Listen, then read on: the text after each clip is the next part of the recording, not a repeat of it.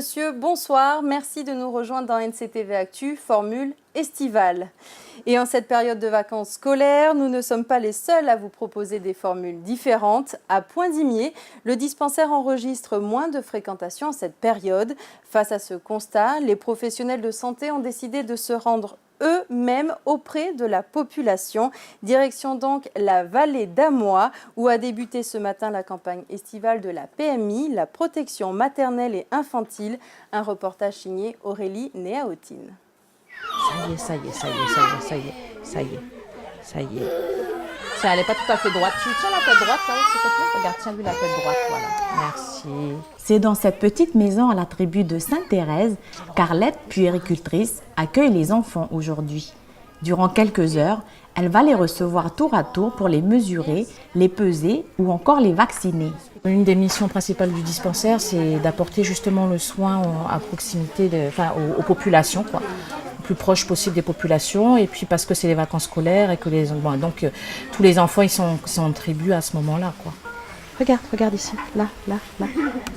Ouais, super. Elle entend bien quand tu l'appelles et tout ça? Ouais. Une occasion aussi pour Arlette de leur faire passer un petit contrôle de la vue et de l'ouïe. De nombreuses mamans de la vallée ont fait le déplacement pour cette spéciale PMI Tribu, une initiative très appréciée de ces dames. Elle devait faire une piqûre et puis peser. On devait descendre au docteur au village, mais on trouvait que c'est plus court de venir ici. Il y a des mamans qui n'ont pas de voiture, qui n'ont pas de moyens de transport. Puis c'est avantageux pour qui viennent ici en tribu. Ici, les installations sont sommaires, pas de table de consultation ni de chaise. Il faut faire avec les moyens du bord. Il faut s'adapter aussi, hein. C'est pas, donc on n'est pas dans les lieux de soins, mais c'est le but aussi, hein, justement, de se rapprocher de la population et d'aller dans leur milieu aussi. Hein, ça nous donne aussi un autre contact, un autre lien avec eux aussi, d'être proche de cette façon-là aussi. Pendant leur attente, les mamans présentes ont pu contrôler leur tension ou encore faire un dépistage du diabète. Le 19 janvier prochain, Arlette et ses collègues se déplaceront à la tribu de Tibarama et continueront leur tournée jusqu'au 9 février. Il y a 32 ans, le leader indépendantiste Éloi Machoro et l'un de ses hommes de main, Marcel Nonaro, étaient abattus par le GIGN. Le 12 janvier, devenu une date commémorative. Retour sur cette page de l'histoire avec Anissa Toussi. Le 12 janvier 1985, Éloi Machoro et Marcel Nonaro sont assassinés lors d'une opération du GIGN à la tribu de Doni à Lafoa. Quelque temps auparavant, le 6 septembre 1984, le statut Lemoine entre en vigueur. Il apporte davantage d'autonomie à la Nouvelle-Calédonie et prévoit la gestion des référendums sur l'avenir institutionnel du territoire sur les 5 années à venir. Mais le Front de libération nationale kanak et socialiste, mené par Jean-Marie Tjibaou, refuse ce nouveau statut et appelle ses sympathisants au boycott des élections et des institutions. S'ensuit l'événement du 18 novembre 1984, où Éloi Machoro brise l'urne d'un bureau de vote de Kanala à l'aide d'une hache. Il fut nommé ministre de la Sécurité du gouvernement provisoire de Kanaki par Jean-Marie Tjibaou le 1er décembre 1984. Quelques jours après, il prend le contrôle du village de Thio avec ses militants et bloque plusieurs accès routiers sur le territoire. Il y a une situation coloniale à l'heure actuelle, une situation coloniale qui profite à une certaine partie de la population, à la bourgeoisie. Et cette bourgeoisie a fait en sorte, par les partis politiques, par leur fric, a fait en sorte qu'il y ait une barrière entre les Kanaks et les non-Kanaks. Si bien que la situation des Kanaks n'a jamais évolué. Et à l'heure actuelle, si nous sommes sur le terrain, c'est pour justement faire en sorte que cette situation change. L'assassinat d'Yves Tual, un jeune caldoche à Nazira, le 11 janvier 1985, va mettre le feu aux poudres. Car les Mélanésiens sont accusés de ce meurtre et dans la nuit du 11 janvier, la ville de Nouméa fut plongée dans le chaos. Manifestations, émeutes et incendies se déroulent toute la nuit, jusqu'à l'annonce de la mort d'Éloi Machoro le lendemain. La date du 12 janvier est commémorée tous les ans dans la commune de Kanala, où les tombes d'Éloi Machoro et de Marcel Nonaro sont fleuries. C'est un véritable événement qui attend la grande chefferie de Gaïcha demain. Puis Ono Jean-Louis Zéoula, fils de Pierre Zéoula, prendra officiellement ses fonctions de grand chef de Gaïcha demain. L'intronisation aura lieu à 9 h à la grande case de la chefferie. Pour l'occasion, les représentants des 8 terres coutumières de la Nouvelle-Calédonie, mais aussi de nombreuses personnalités officielles seront présentes. Vous pourrez suivre une partie de la journée sur notre page Facebook. À Nouméa, depuis que le magasin Artifé s'est ouvert le mois dernier, on compte déjà plus d'une centaine d'adhérents. Ce magasin est tenu par 2 associations. L'objectif est d'écouler plus facilement les produits locaux et permettre de réaliser les projets des artisans. Alors comment se porte ce magasin depuis son ouverture? Est-ce que ça marche? Réponse avec Lindsay Wamo.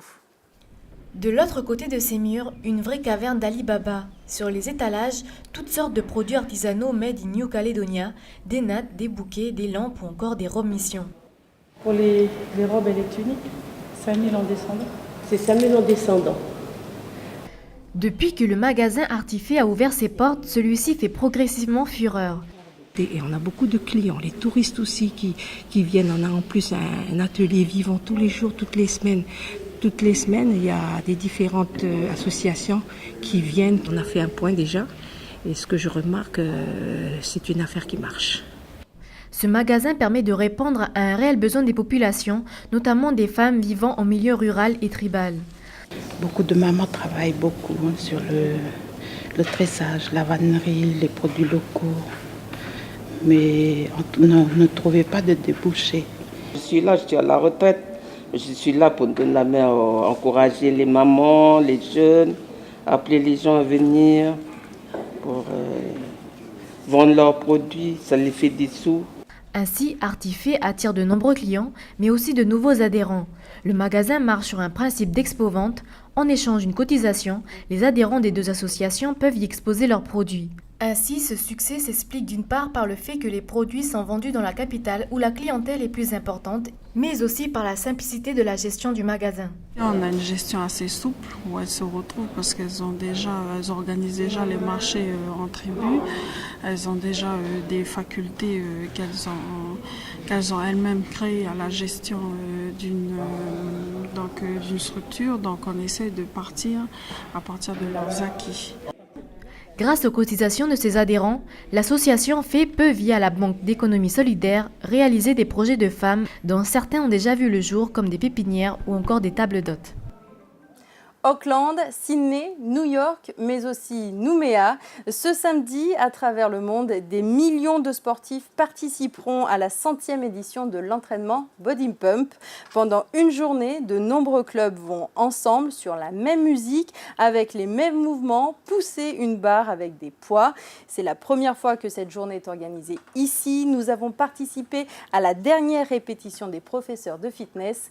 Vanessa Kédé, Lindsay Wamo. On va tous prendre des poids, on va travailler les biceps une fois, on va se faire body attack. On va faire avec des poids. Allez, go. C'est parti pour 1 heure d'entraînement, on mise sur l'endurance. Ici, on alterne les phases d'intensité avec les phases de récupération. Ces professeurs de fitness sont très concentrés car samedi, ils vont devoir assurer plusieurs heures de cours. 3 disciplines seront mises en avant lors de cette journée de Body Pump 100. Mais comment se passe un cours de Body Pump?